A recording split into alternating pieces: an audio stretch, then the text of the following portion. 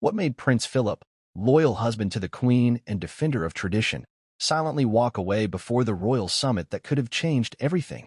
In a moment that stunned even insiders, Prince Philip refused to attend the high-stakes Sandringham Summit that decided Prince Harry and Meghan Markle's royal future. But this wasn't just a quiet exit, it was the loudest statement he ever made without saying a word. From giving up his name, his homeland, and a decorated naval career for the crown, Philip knew sacrifice better than anyone in the monarchy. So when Meghan Markle chose to keep her voice rather than support the firm in silence, something in him snapped. Today, we uncover why Philip was more than disappointed, why he felt betrayed, and what Meghan never understood about the cost of wearing a crown. Stay with us. Before we continue, please hit the like button, subscribe to the channel, and turn on the notification bell for updates. Under a somber gray sky on a cold January day in 2020, Prince Philip, Duke of Edinburgh, stood alone in the upstairs corridor of Sandringham House. A man who had once been a dynamic naval commander, who had dedicated nearly 3/4 of a century to supporting the British monarchy, now looked out the frosted window at the arriving convoy of black vehicles rolling up the gravel driveway. Behind those tinted windows were the people about to engage in one of the most consequential royal meetings in decades, a summit hastily convened by Queen Elizabeth II to address the crisis created by Harry and Meghan's shocking announcement. They wanted to step back as senior royals, but Philip would not be joining that meeting. In fact, he left the House minutes before it began. That wasn't by accident, it was a statement. A silent message more potent than any public declaration. He wanted no part in the negotiations, no patience for compromise, and no sympathy for those he believed had failed the crown, especially Meghan Markle. To understand the full weight of that silent departure, one must first understand who Prince Philip was, not just as the Queen's consort, but as a man forged in a crucible of duty, sacrifice, and a lifelong commitment to an institution he both upheld and sometimes challenged. Born Prince Philip of Greece and Denmark in 1921, his life was not one of steady privilege but of disruption and adaptation. Exiled from Greece as an infant, raised in France and then Britain, educated in Germany and Scotland, and shaped in the rough discipline of the British Royal Navy, Philip was a man without a country or fixed identity until he created one for himself through loyalty, self-erasure, and relentless perseverance. When he married Princess Elizabeth in 1947, he didn't just gain a wife, he gave up everything else. He renounced his Greek and Danish royal titles. He became a British citizen. He abandoned a promising naval career in which he had already earned distinction. He even relinquished his birth name, becoming simply Philip Mountbatten, a surname fabricated to mask his foreign roots. When Elizabeth ascended to the throne, Philip was forced into the shadows, not just ceremonially, but practically. He walked 2 steps behind her in public for the next 7 decades, an act of constant humility in the name of monarchy. And he did all of it, not for applause or fanfare, but because he believed deeply in duty, an archaic word to some, but for Philip, it was oxygen. So when Meghan Markle entered the royal frame in 2016 as Prince Harry's new love interest, the entire institution took a cautious breath. Meghan was beautiful, charismatic, and articulate. But she was also American, biracial, a divorcee, and above all, an actress. A woman who had built her career on using her voice, on shaping her identity rather than burying it. Philip's generation saw public life as one of self-sacrifice. Meghan's was defined by self-expression. That alone set the stage for a collision that would later become irreparable. By the time the public celebrations of the 2018 royal wedding had died down, behind closed doors, some of the elder royals were already uneasy. According to royal biographer Ingrid Seward, Prince Philip in particular couldn't understand why Meghan didn't do what he had done, let go of everything for the sake of the monarchy. Speaking to Sky News in 2020, Seward was frank. "I think he's very, very disappointed because I think he feels he gave up his naval career in order to stand by the Queen and help the monarchy. And why can't Meghan just give up her acting career, support her husband, and support the monarchy?" This wasn't a casual remark. It was the verbal representation of something much deeper. A sense of betrayal by someone who had not shown, in Philip's eyes, the same willingness to disappear into the service of the crown. And for Philip, this wasn't just about Meghan personally. It was about what she represented, a deviation from the blueprint that had governed the monarchy's stability for decades. Philip knew that the monarchy wasn't just about ceremony and tiaras. It was an ecosystem of sacrifice. He believed in toughing it out during scandals, enduring hostile press, biting one's tongue in the face of public misunderstanding. To him, Meghan and Harry's complaints sounded like whining. Their desire to carve out a progressive royal path seemed self-centered. Their public airing of grievances, especially the Oprah interview, which would come later, was, in his view, a disservice to the very institution they claimed to love. It's important to note that Philip wasn't known for being warm or emotionally expressive. He was a blunt man, infamous for his politically incorrect quips and no-nonsense demeanor. But beneath that sometimes abrasive exterior was a man of astonishing resolve and loyalty. And in his silence during the Sandringham Summit, and his refusal to attend the most important royal meeting since Princess Diana's death, he expressed volumes. What made the situation even more poignant was that Meghan didn't attend the summit either. She was in Canada with baby Archie, and reportedly outraged that she wasn't invited to the table where her fate and Harry's were being decided. Yet from Philip's perspective, that was precisely the point. The monarchy wasn't a partnership of equals, it was a hierarchy. And if she had truly understood the institution she married into, she wouldn't have expected to be there. This wasn't just a generational clash. It was a philosophical one. Meghan reportedly wanted to be both inside and outside the system. To maintain royal prestige while also pursuing commercial ventures, building a personal brand, and speaking freely about political and social issues. For someone like Prince Philip, who had spent decades suppressing his opinions for the sake of royal neutrality, this was an unthinkable contradiction. And yet, to dismiss Meghan as selfish or naive would be too simplistic. The pressures she faced, from intrusive tabloid coverage to subtle racism and institutional rigidity, were undeniable. But from Philip's vantage point, those were the very things that defined royal life. They weren't exceptions, they were the norm. And the way you dealt with them was by gritting your teeth and carrying on. The motto of the monarchy, especially in his era, wasn't speak your truth. It was keep calm and carry on. This divergence in worldview was never going to end quietly. When Harry and Meghan announced in January 2020 that they intended to step back from royal duties, Philip was reportedly furious. Not performatively, but deeply. He saw it as a betrayal of everything he had spent his life defending. According to insiders, he viewed Harry's actions as impulsive and Meghan's influence as corrosive. He had always believed in family, but not above the institution. For Philip, the monarchy came first. Always. The ultimate irony is that Meghan's desire to have a voice is not something Philip necessarily despised in principle. After all, he himself had strong opinions and had often clashed with the palace over how much influence he should wield. But the difference was that Philip internalized his frustrations, Meghan externalized hers. He believed that dignity came from restraint. She believed that silence could be complicity. As the summit at Sandringham commenced and the senior royals gathered in a room to carve out a future for the Sussexes, Philip was seen being driven away from the estate entirely. Not to another room. Not to another wing of the house. He physically removed himself. It was his final act of disapproval and a definitive full stop on his engagement with the crisis. According to Seward, Philip's reaction to the whole affair was simple and decisive. He just wanted to wash his hands of it. That phrase, wash his hands of it, is a powerful one. It evokes Pontius Pilate, a symbolic gesture of someone disowning responsibility, expressing disapproval while refusing to be drawn into a morally compromising position. It's not rage, it's dismissal. Not conflict, but condemnation by omission. That was Philip's ultimate statement, not a public rebuke, not a tabloid leak, not an anonymous quote in the Daily Mail. Just silence. Exit. Absence.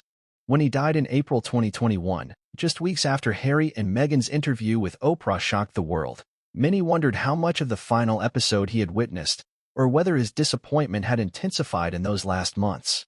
We may never know the full depth of his private thoughts. But what we do know is that he died loyal to the same institution he had served for over 70 years, an institution he felt was bigger than individual desires, bigger than fame, and certainly bigger than any single marriage. To many, Prince Philip represented the last bastion of an older, more austere monarchy. To others, he was a man out of time, unable to adapt to a rapidly changing world. But to Meghan Markle, he was perhaps an unmovable wall in a house she never truly felt at home in. His disappointment wasn't theatrical.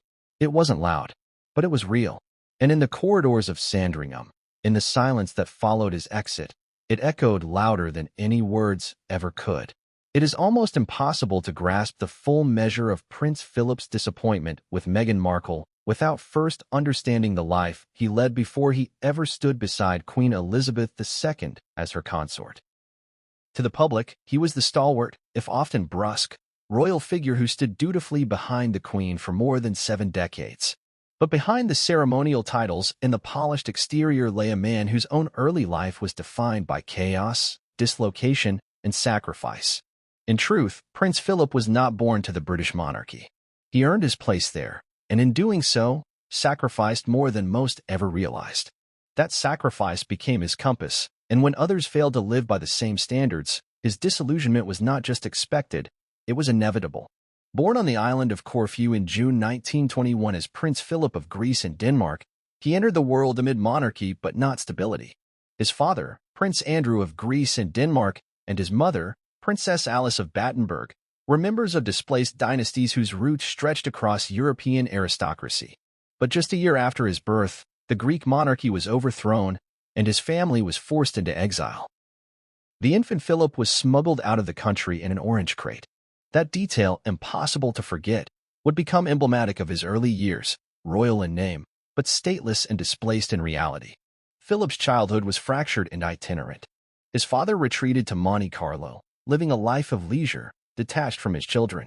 His mother, suffering from mental illness, was institutionalized. The young Philip was shuffled between relatives in France, Germany, and eventually Britain.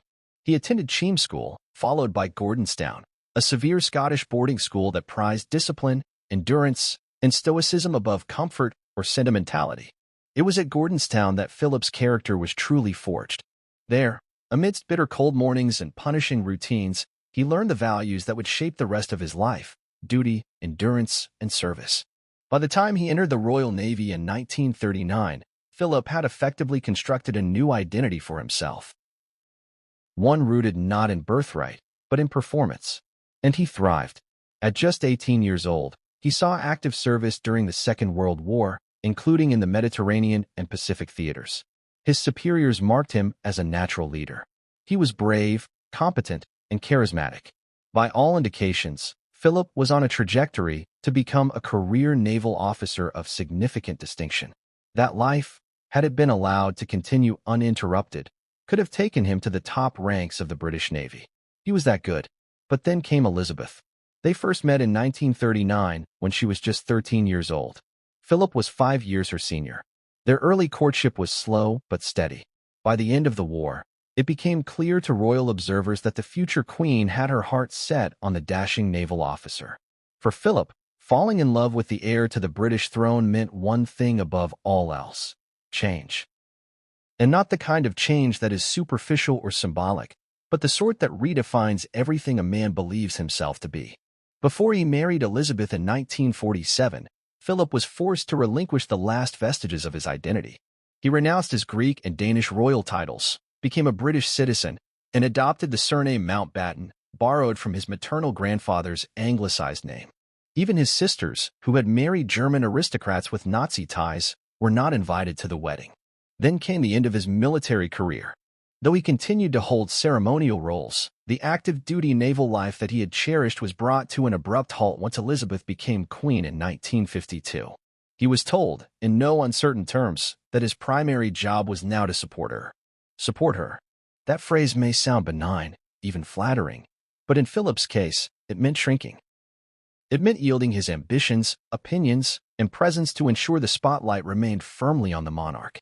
He was now the consort, not the king. In fact, he was prohibited from giving his name to their children. They would be Windsors, not Mountbattens. Philip reportedly exploded in anger over this decision, reportedly exclaiming, "I am nothing but a bloody amoeba." It was one of the rare moments where his frustration boiled over into words. But he swallowed it, and he carried on. Because that was what was expected. Over time, Philip became the monarchy's greatest and most steadfast foot soldier.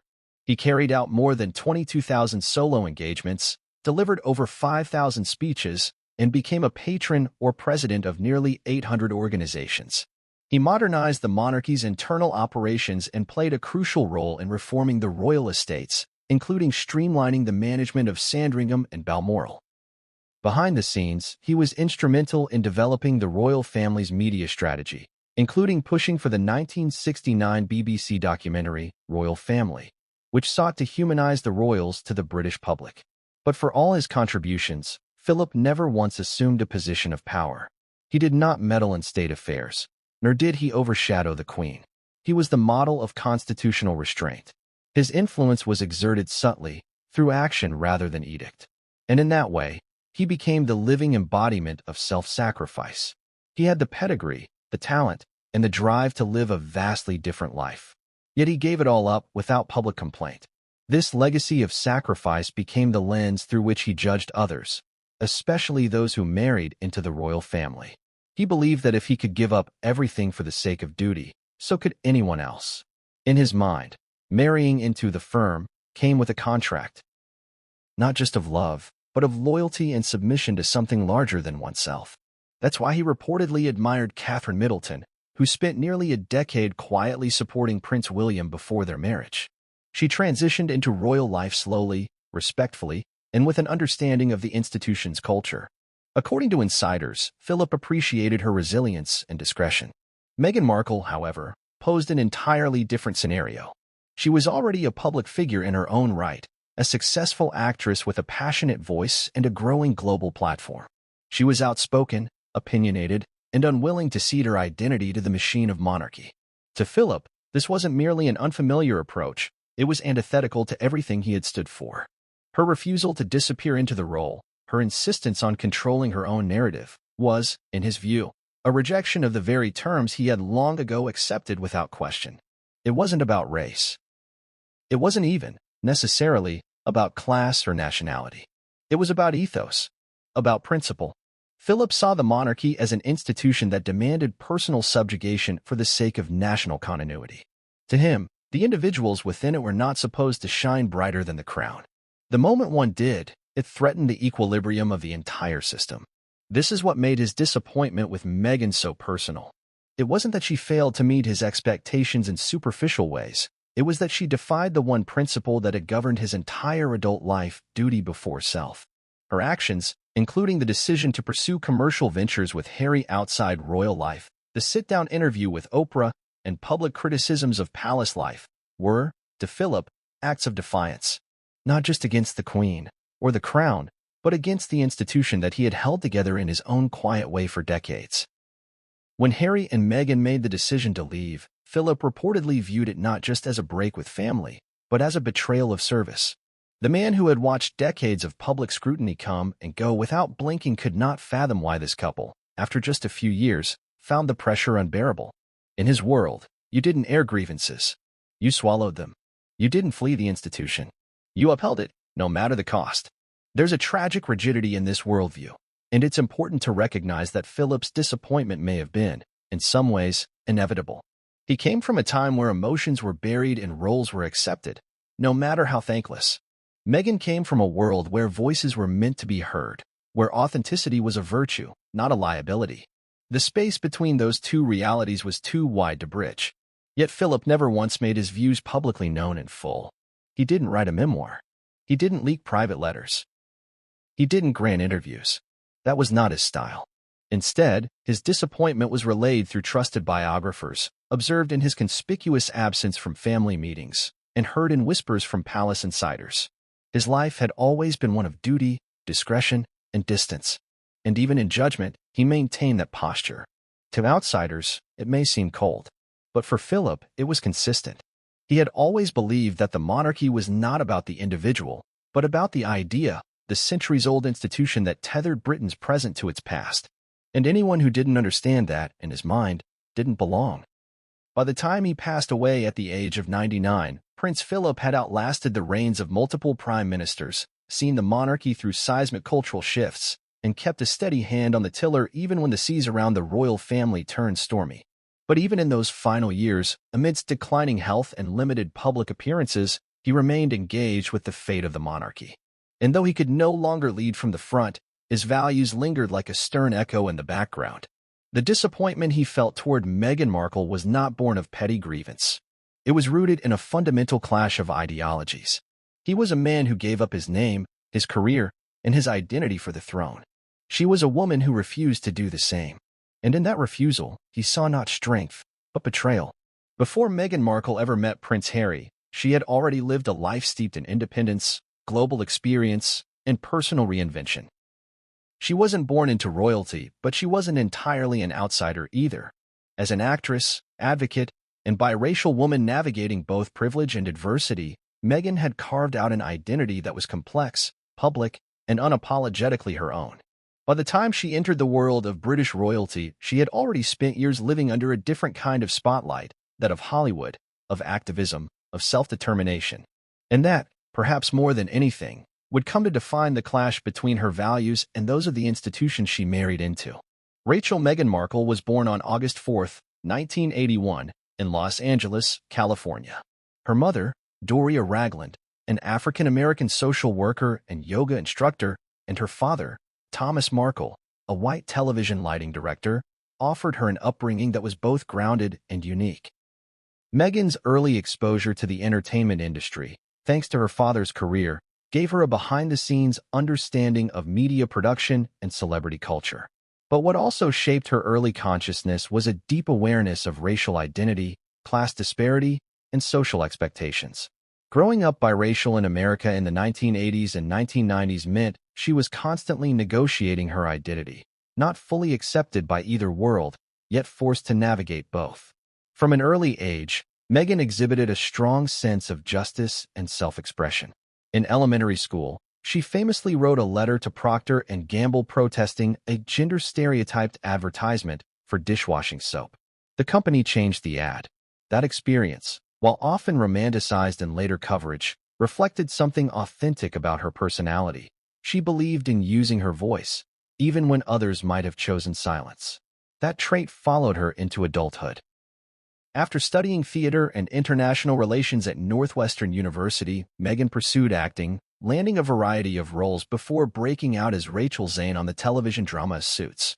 For 7 seasons, she played a whip-smart paralegal who balanced competence with vulnerability.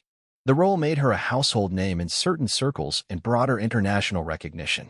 Yet even as her acting career flourished, Meghan remained deeply involved in humanitarian work. She traveled to Rwanda for World Vision, supported the UN Women Campaign for Gender Equality, and wrote op-eds on gender and identity for major publications. By 2016, Meghan was more than just an actress.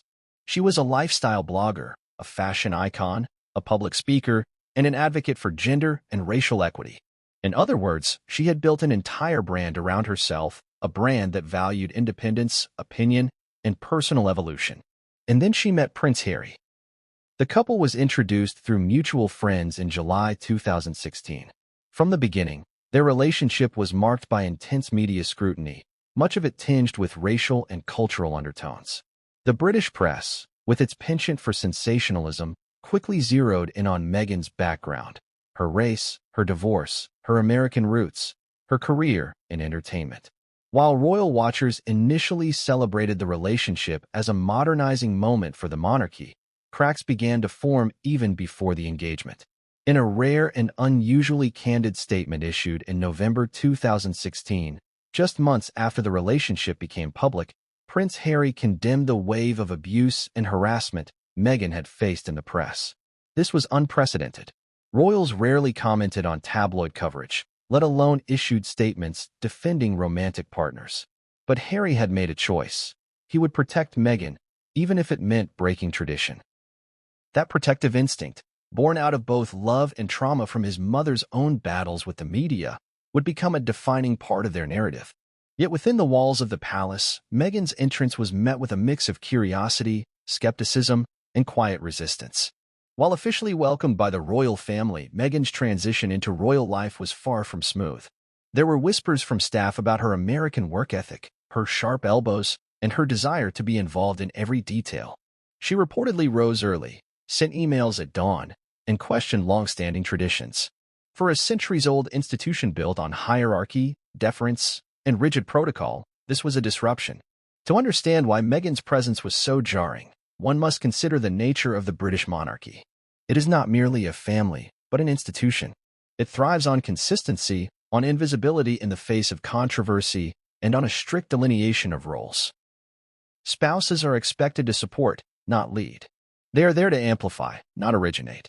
Meghan, who had spent her adult life crafting messages, delivering speeches, and writing her own narrative, was now expected to conform to a system that prized silence and uniformity over innovation and individuality. Still, she tried. In the lead-up to the wedding in May 2018, Meghan appeared to embrace royal life with optimism. She stepped back from her acting career, closed her blog, The Tig, and began taking on royal engagements. But even these efforts were met with mixed reactions. There were stories about her choice of wardrobe, her expensive tastes, and her relationships with palace staff. Stories of her making Kate Middleton cry during a wedding dress fitting were countered by later revelations that it had been the other way around. But the damage was done. Meghan quickly became a polarizing figure. And perhaps most crucially, Meghan never allowed herself to become invisible. Where previous royal spouses like the Queen Mother, Princess Anne's husbands, or even Sophie, Countess of Wessex, had faded into the background during periods of controversy, Meghan stood firm. She gave speeches. She addressed mental health. She spoke openly about feminism and racism. To the outside world, she was a modern woman unwilling to be silenced. To the traditionalists inside the palace, she was a destabilizing force. Prince Philip, by this point in his late 90s, watched all of this unfold with a growing sense of disbelief. Here was a woman who, in his view, had married into one of the most privileged families on earth and still seemed dissatisfied. To him, the crown wasn't just a symbol, it was a responsibility that superseded personal comfort. His own life had been a long lesson in restraint.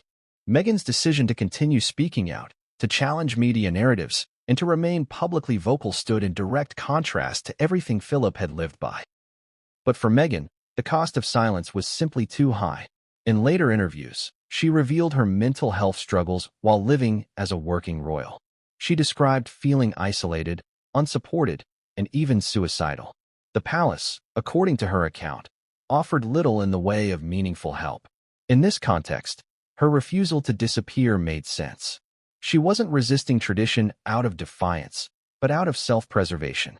And yet, that motivation made little difference to those who believed she had breached a sacred code of royal conduct. Meghan's story, then, is one of clashing paradigms. Where Prince Philip had learned to erase himself for the sake of monarchy, Meghan sought to integrate herself into it, fully, authentically, and without pretense. That was never going to work. The system was not built to accommodate authenticity. It was built to preserve mystique. And the more Meghan tried to bring light into its dark corners, the more those corners pushed back. Even her allies within the royal family were cautious. Prince Harry, fiercely protective of his wife, found himself increasingly at odds with the institution he had once revered. The tension between public perception and private reality became unbearable. As Meghan continued to be vilified by the press and largely unsupported within the palace, Harry made a choice similar to his grandfather's, but in reverse. Where Philip had chosen monarchy over self, Harry chose self over monarchy. And in doing so, he stepped into the same space Meghan had occupied all along, one of rejection, of misunderstanding, and ultimately, of exile. The cultural gulf between Meghan and the monarchy was vast, but the generational gulf between Meghan and Prince Philip was even wider. She represented change, he represented continuity. She believed in transparency, he believed in discretion. She valued emotional honesty, he prized emotional discipline.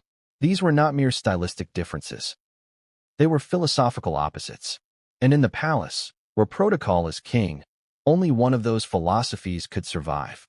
As Meghan and Harry announced their decision to step back from royal duties in early 2020, the shockwaves were felt not just in the media, but within the family. Prince Philip, ever the pragmatist, reportedly wanted nothing to do with the discussions that followed. According to royal biographers, he was deeply saddened and frustrated. He didn't understand why Meghan hadn't simply embraced the role, supported her husband, and played her part in the royal machine. For him, that was the deal. That had always been the deal. But for Meghan, the terms of that deal were suffocating. She had spent a lifetime finding her voice. And in marrying Harry, she had no intention of giving it up. May 19, 2018, began like a fairy tale. Beneath a pristine English sky and within the ancient walls of St. George's Chapel in Windsor Castle, the world watched as Meghan Markle walked down the aisle to marry Prince Harry. The cameras captured every delicate step, every glance, every reverent nod from the global congregation of royals, celebrities, and dignitaries. It was a moment crafted with cinematic precision, two cultures, two worlds, two hearts joining in matrimony under the banner of modern royalty. Yet behind the sweeping gowns, gospel choirs, and teary smiles was a current of unease that not everyone could see. For while the world celebrated a new beginning, certain figures within the royal family, including Prince Philip, were already beginning to calculate what this moment might truly mean for the institution they had fought to preserve. Philip was there, of course. At 96, and just a few weeks after undergoing a hip replacement, he had insisted on attending. It would have been impossible for him to be absent. His grandson's wedding was, after all, a matter of family legacy and national attention. But his attendance was more than ceremonial. For the Duke of Edinburgh, whose body was failing but whose mind remained sharply attuned to the symbols of monarchy, this wedding signified something far more complex than the union of two people. It marked a pivotal point in the story of the monarchy itself, and he was watching, perhaps even judging, more intently than most knew. The wedding was, by all accounts, a spectacle of innovation. Unlike past royal ceremonies, which often followed centuries-old customs with military precision, Harry and Meghan's nuptials included unprecedented personal touches. The fiery sermon from American Bishop Michael Curry, the stirring rendition of Stand By Me by a gospel choir, the conspicuous absence of Meghan's father due to scandal. These elements diverged from the tightly controlled narratives of prior royal weddings. And while these flourishes were celebrated by the public and the press as signs of a modern monarchy, inside the palace, they were received with a mixture of politeness and quiet apprehension. For Prince Philip, tradition wasn't just aesthetics, it was structure. It was the glue that held the royal family together during wars, divorces, scandals, and generational shifts. He understood the value of modernization when it was done with restraint and strategy. But the degree to which Meghan and Harry had insisted on shaping the wedding in their image raised concerns. In the Duke's view, royal weddings were not primarily about self-expression. They were about duty, symbolism, and projecting stability. While no one would ever have accused Philip of sentimentality, those closest to him understood that he viewed the monarchy like an engine. Every part had a role, and deviation risked breakdown. The signs of tension leading up to the wedding were not just retrospective speculation. They were visible in real time. Stories had already begun circulating in the British press about conflicts between Meghan and royal staff. There was the now infamous story about Meghan allegedly making Kate Middleton cry during a fitting for Princess Charlotte's bridesmaid dress. Though later accounts would suggest the opposite may have occurred, the point remained that Meghan's integration into the royal family was not seamless. Even the choice of St. George's Chapel over Westminster Abbey, the venue where Prince William and Kate Middleton had wed, was seen by some as a quiet statement. It was more intimate, less steeped in political and national tradition. While that choice was understandable given Meghan's circumstances as a divorcee and non-British citizen, it still signaled a departure from the grand royal weddings of the past. A departure that Prince Philip, a staunch traditionalist, likely observed with some skepticism.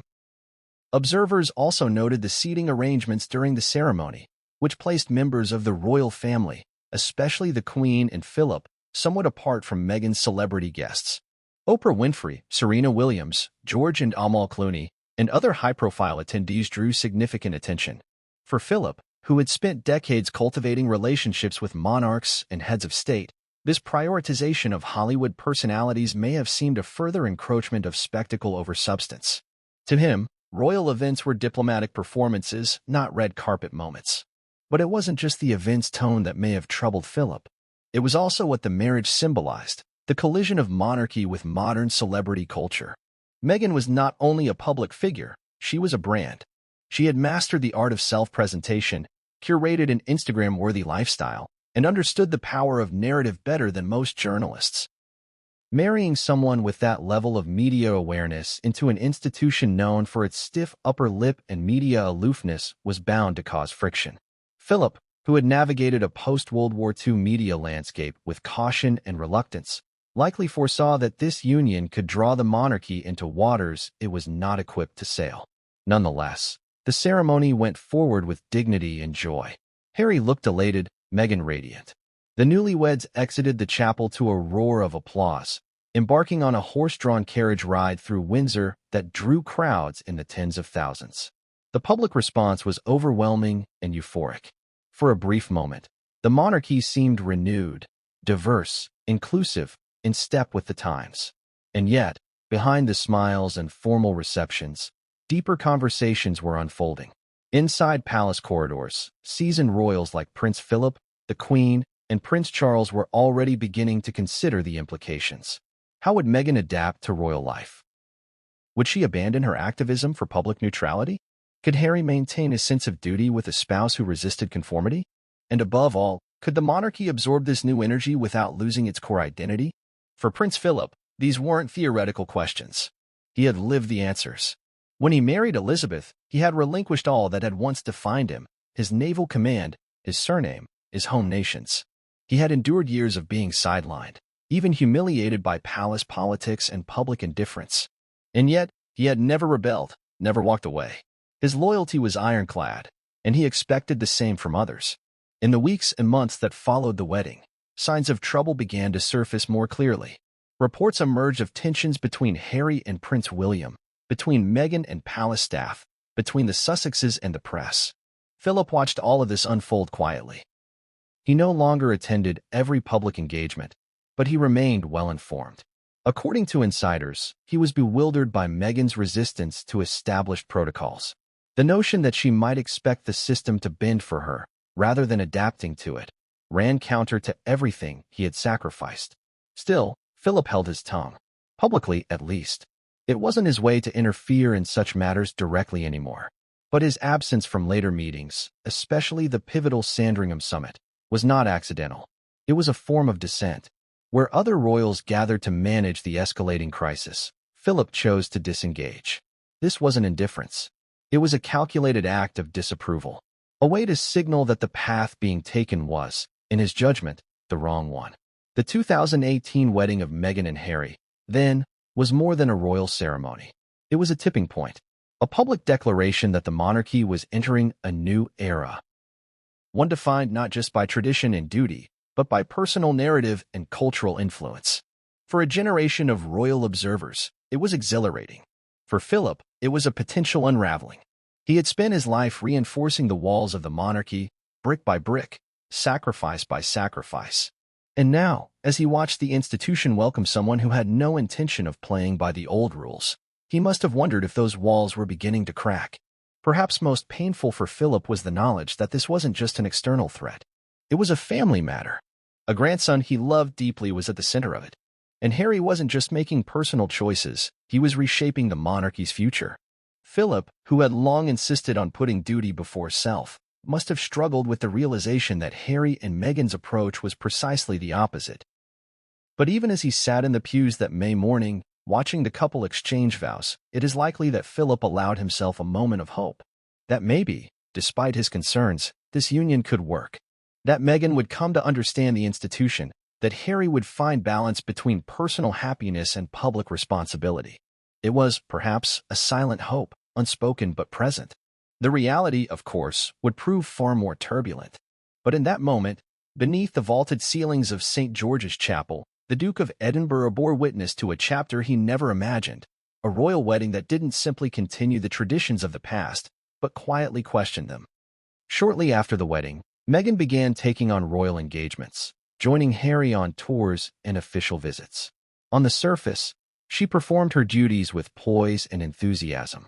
Public appearances in Australia, New Zealand, Tonga, and Fiji in late 2018 showcased her charisma and grace, and the couple received an overwhelmingly warm reception. Meghan's ability to connect with crowds, to deliver articulate speeches, and to carry herself with confidence made her instantly popular, particularly among younger and more diverse audiences. But inside the palace, murmurs of concern were already beginning to spread. Courtiers, often referred to as the men in gray suits, began to express doubts about Meghan's approach to royal life. Her proactive attitude, scheduling early morning meetings, firing off emails before dawn, requesting changes in traditional event planning, was interpreted not as ambition, but as disruption. The monarchy, accustomed to slow, deliberate processes, viewed Meghan's hands-on involvement as pushy and unorthodox. Her willingness to question long-standing practices rubbed some staff the wrong way. What she saw as initiative, others saw as insubordination. The press, always eager for conflict, began publishing a string of reports about supposed internal tension. One of the most persistent rumors involved a rift between Meghan and Kate Middleton. The infamous story about Meghan allegedly making Kate cry during a bridesmaid dress fitting for Princess Charlotte took on a life of its own. Though Meghan would later assert in her Oprah interview that it was actually Kate who made her cry, the original narrative stuck. In the court of public opinion, Meghan was quickly becoming the difficult Duchess. Meanwhile, behind the scenes, relationships between Meghan and royal staff continued to fray. Reports of high staff turnover at Kensington Palace dominated tabloids. Anonymous sources described a toxic environment, accusing Meghan of being demanding and temperamental. The palace, true to form, remained largely silent, neither confirming nor denying the claims. But their silence was telling. Meghan, who had spent years managing her own image and brand, found herself unable to push back. In the world of the palace, the press narrative goes unchallenged unless approved from the top, and in Meghan's case, that approval never came. This was particularly painful for Meghan, who had long been a public speaker and advocate for issues close to her heart. Her voice, which had once been her strength, was now a liability. Every word she said, every gesture she made, was dissected and reinterpreted. She was criticized for holding her baby bump too often during her pregnancy. She was attacked for her fashion choices, her facial expressions, even her handwritten notes to staff. In a matter of months, the woman who had been hailed as a refreshing breath of modernity had become the subject of relentless tabloid scrutiny. For Prince Harry, the situation was déjà vu. The targeting of his wife reminded him too much of what his mother, Princess Diana, had endured in the 1990s.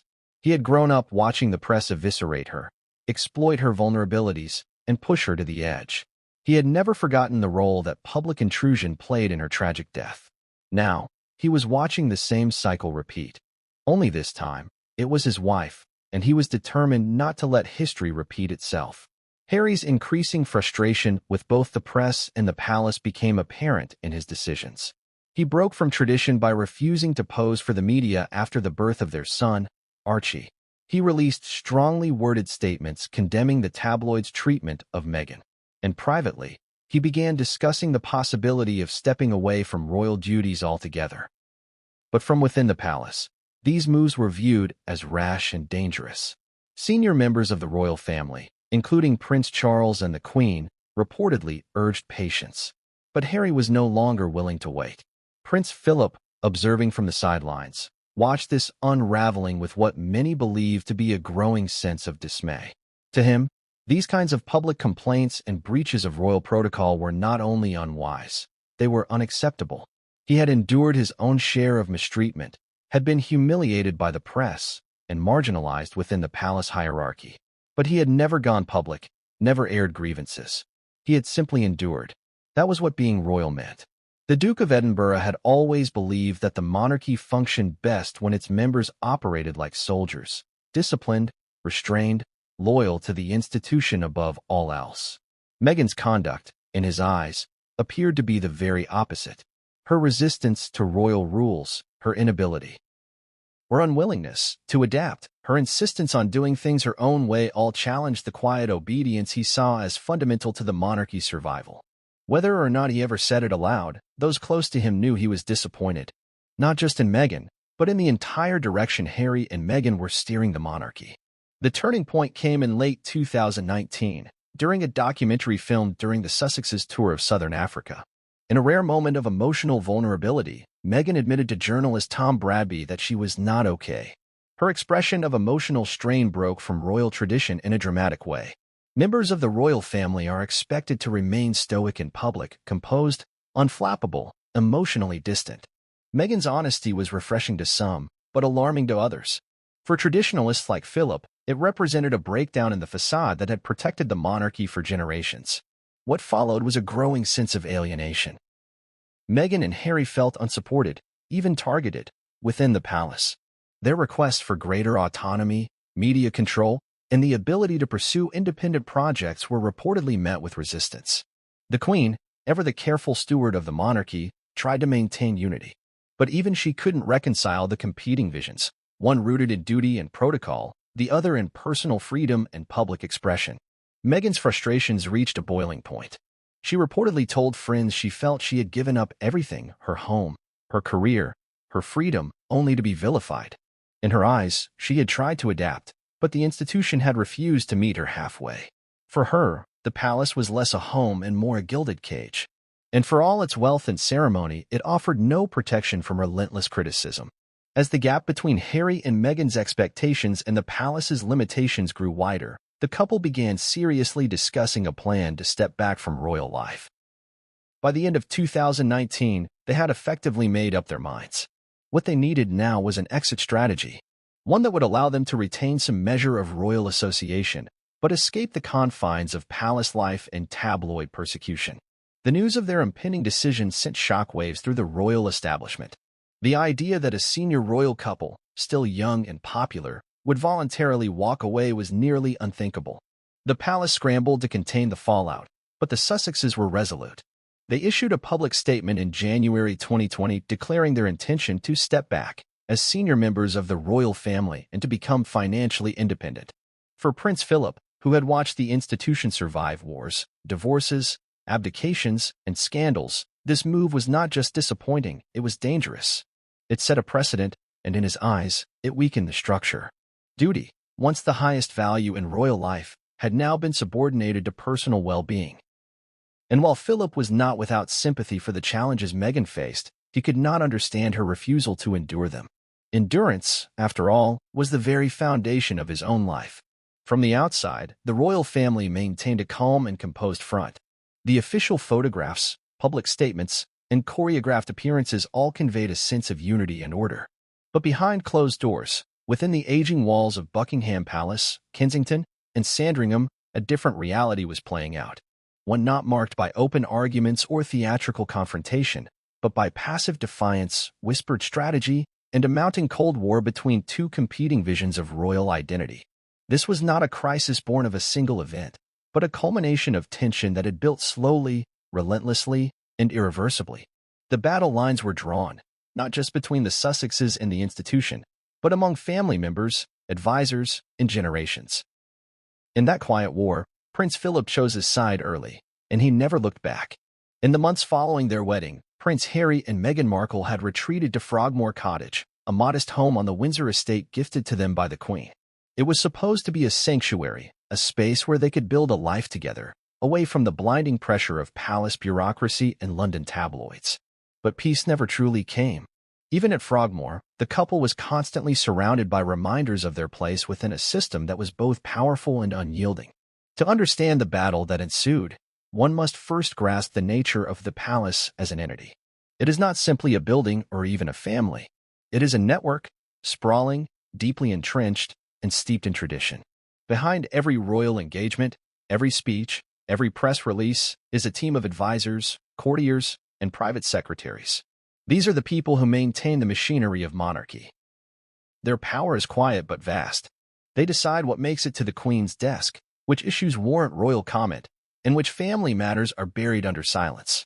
It was within this landscape that Meghan and Harry tried to operate, but they quickly learned that influence within the palace is not granted simply by title. It is earned over years, often decades, through deference, diplomacy, and careful navigation of hierarchy. Meghan, new to the culture and accustomed to more straightforward forms of management, found this frustrating. She was used to being direct. In Hollywood and activism, success was often tied to speaking clearly, acting quickly, and pushing through resistance. But in the palace, this approach was not just discouraged, it was alien. One of the earliest signs of internal discord emerged during Meghan's first months of pregnancy. Palace staff leaked that Meghan had sent early morning emails to aides, expecting swift replies. This was interpreted not as dedication, but as aggression.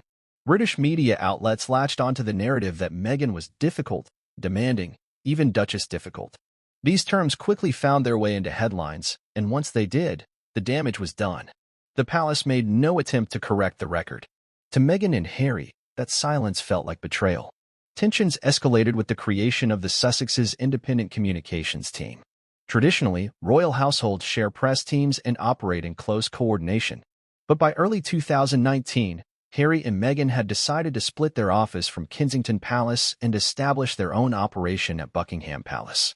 The move was interpreted as a desire to assert autonomy. While couched in organizational terms, the split symbolized a much deeper schism. It was a declaration that the Sussexes were no longer content to operate under the same umbrella as William and Kate. This separation sparked a flurry of gossip about a supposed rift between the royal brothers. Once viewed as inseparable, the two princes were now rarely seen together.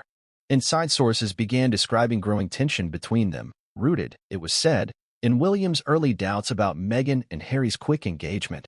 These rumors were never officially confirmed, but neither were they denied.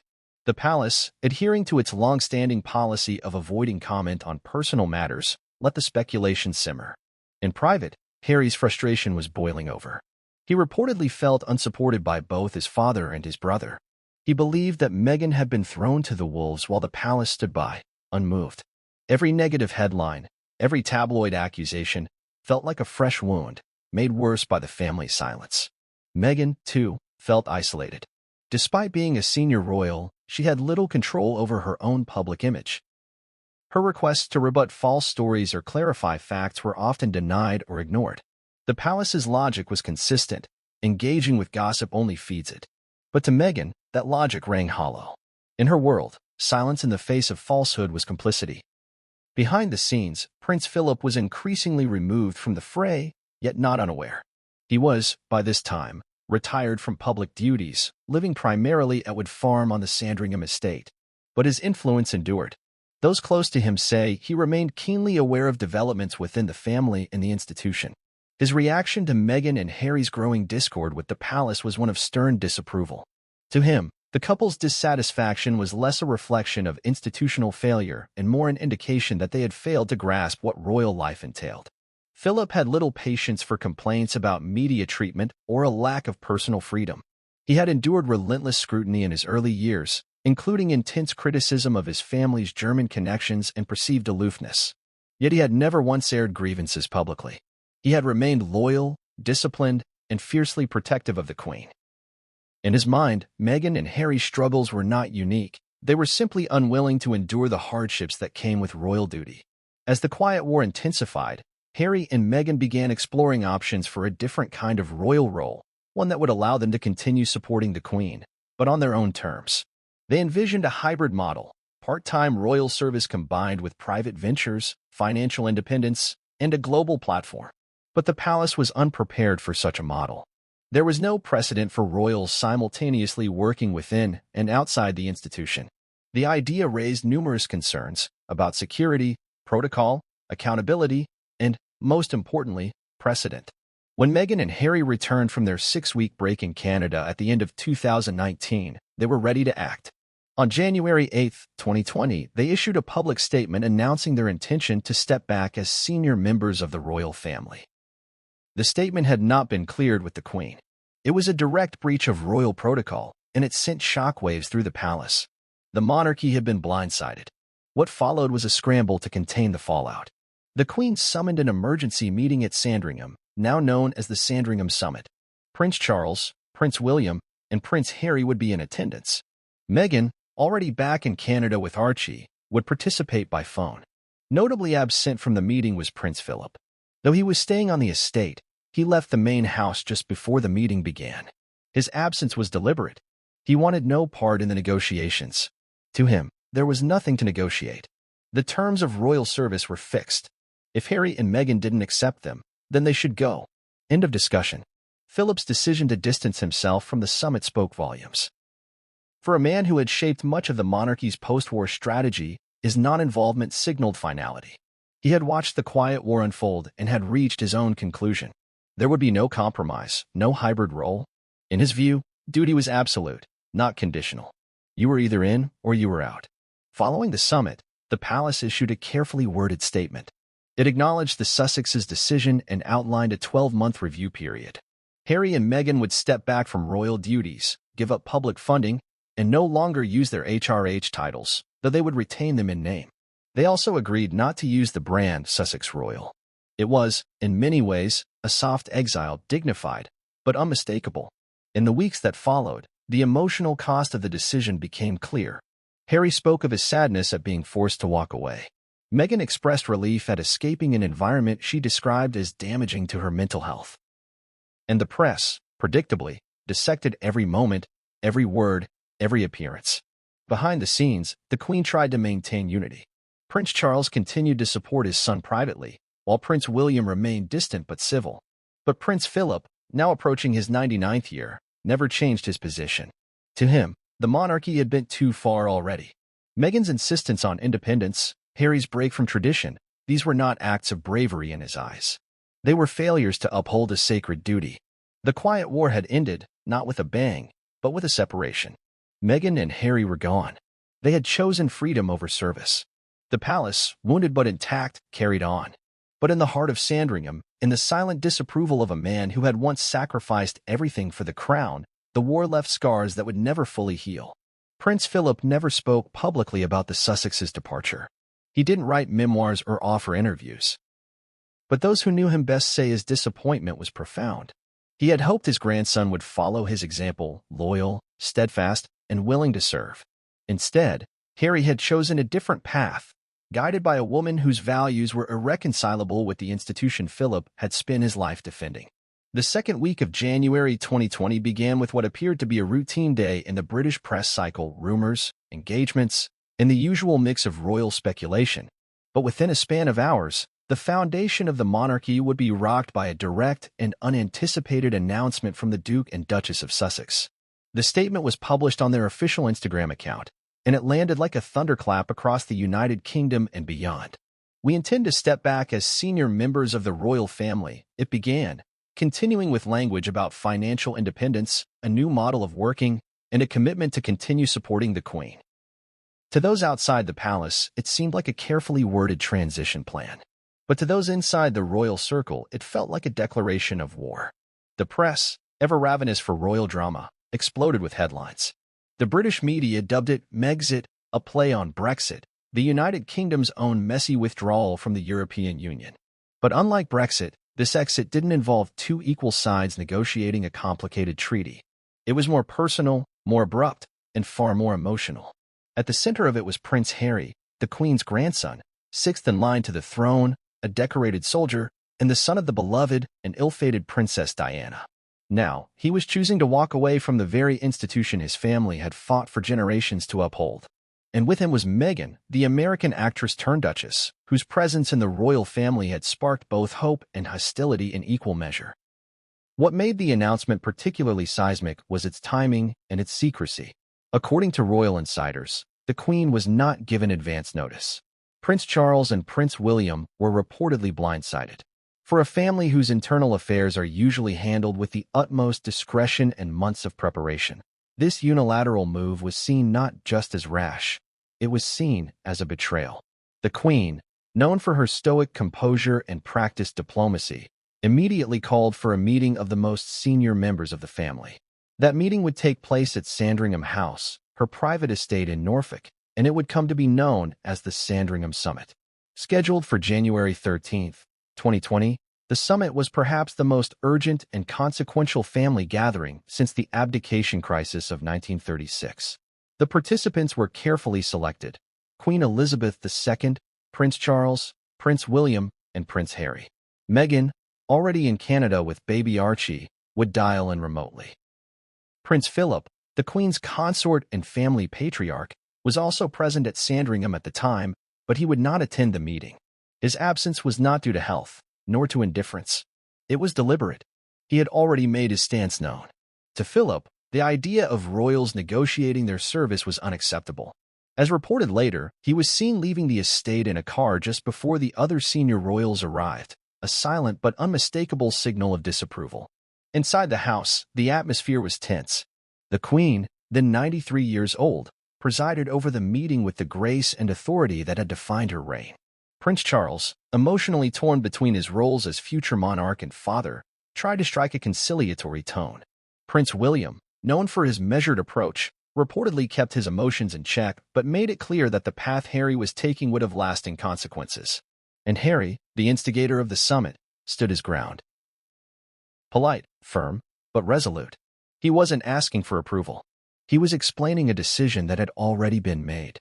At the heart of the conversation was a question that had no easy answer. Could a member of the royal family be half in and half out? Could Harry and Meghan continue to represent the crown while also pursuing personal and commercial endeavors? The Sussexes proposed a hybrid model, one that allowed them to retain their royal patronages and military associations while also developing a private income. They wanted to keep their HRH titles, maintain their residence at Frogmore Cottage, and perform selective royal duties. To them, this seemed like a balanced compromise. But to the Queen and her advisors, it posed a dangerous precedent. Allowing the Sussexes to create a new working model risked opening the floodgates to future royals wanting similar deals. It also blurred the line between royal duty and personal branding. How would it look, they asked, if members of the royal family endorsed products, appeared on talk shows, or entered into commercial partnerships while still bearing the weight of royal status? The crown survives not just on pageantry, but on consistency, tradition, and clear boundaries. The Sussexes' proposal threatened all three. What made the situation even more volatile was the public nature of the negotiations. In the age of social media, leaks, and 24-hour news cycles, every detail of the summit was followed by the press in real time. Helicopters circled the estate. Tabloids ran speculative stories. Royal watchers and constitutional experts filled television segments with analysis. The very privacy the royal family had always prized was unraveling, and the world was watching. Back inside Sandringham, the Queen made a decision. She agreed to support Harry and Meghan's desire to step back, but on strict terms. There would be no half measures. The Sussexes would no longer represent